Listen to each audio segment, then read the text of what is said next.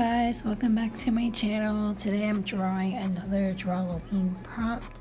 Today's date is October 17th. The prompt of the day is vampire, and I'm going to draw this girl with really big bushy hair.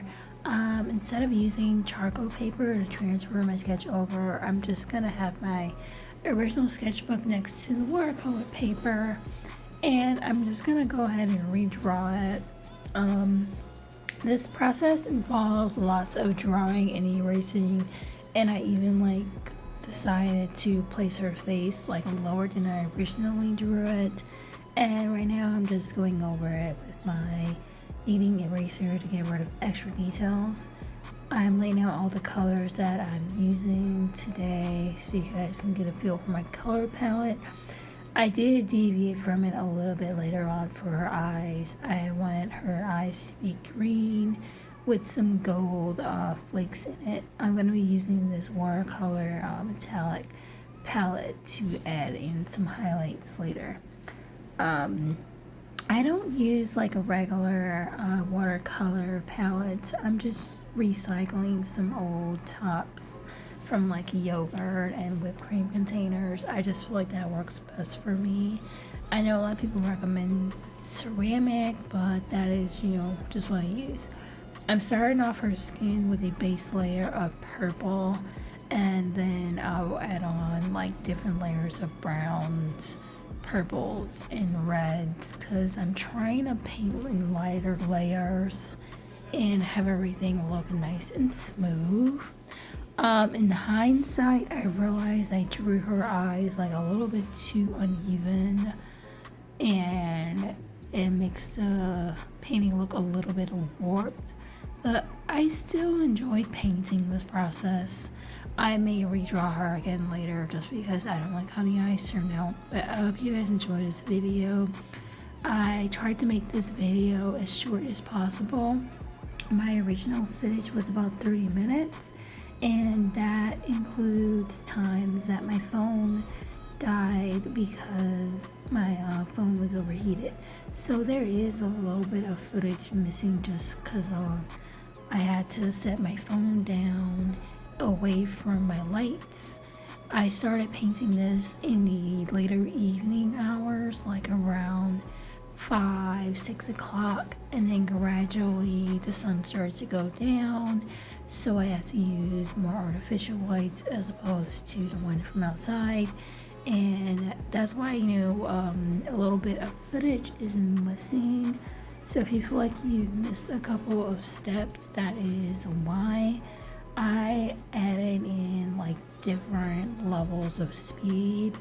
I decided to slow this one down so you can get a bit of a feel of what it's like for me to paint in real time without the time lapse. And this is also a period before my phone overheated. So I hope you guys enjoy. So yeah, I'm just going over her nose now. And I decided to use a very basic girl for this.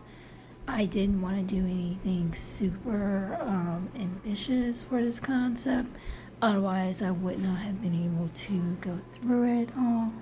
So by keeping everything simple, I'm able to get all the details of everything I wanted. I'm just starting to learn how to use this video editing app I have on my phone, and getting familiar with all the transitions and the newer features that it has on it. So if you see me experimenting with some newer things on my phone that you guys aren't used to me doing in some of my older videos, that is why, because I am experimenting and seeing what type of content works best for me. I have really tried to incorporate more angles into my time lapse. I've moved my phone around, I don't even know how many times. I have a gooseneck, that's what I'm using to hold my phone over my recordings, but I'm also kind of moving that around so that I can get different features. By using that lighter purple as a base for a darker skin tone, I can paint in lighter layers while still conveying that this is a darker skinned person that I am painting. So yeah, undertones definitely matter. I use a combination of browns, reds, and a yellow ochre for the skin tone, just because vampires tend to be a little bit more luminous, but I didn't want to make her pale. Still trying to figure out how I want to do skin tones with that. I made her bottom half a little bit blotchy because I wanted the face to have more attention go there. I really wanted to highlight how I did her lips. Here's like a slowed down version of me just kind of dipping my paintbrush into some water and drying it off.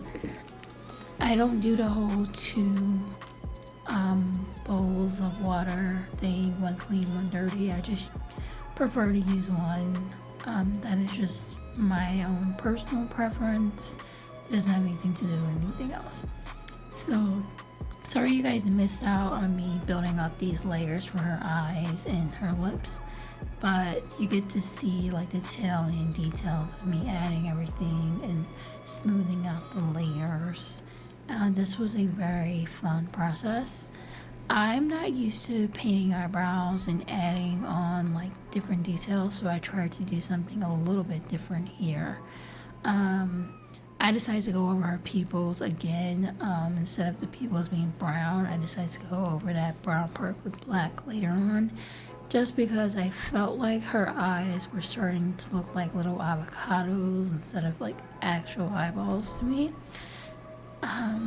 Yeah, I have used a combination of blue that I showed you guys, and then also I added in some turquoise so that her hair would look a little bit more luminous instead of just one solid shade of blue.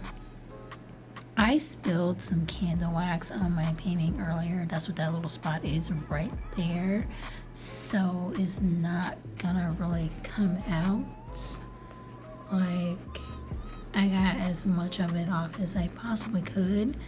I realized after I was almost done that I forgot to paint her arm, so I had to go back and do her arm and try and match it up with the rest of her body.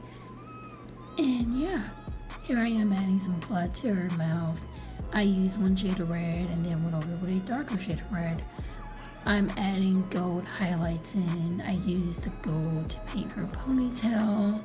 Also, I added it to like the bridge of her nose, her cheekbones, and a little bit to the top of her lips, just because that is a similar way that I tend to apply like shimmery colors if I'm doing my own makeup. So yeah, I hope you guys enjoyed this video. Here's what it looks like at the end, and I also took a quick snap. I took a couple of quick snaps at the end. Hope you guys enjoy. Thank you for watching. Bye.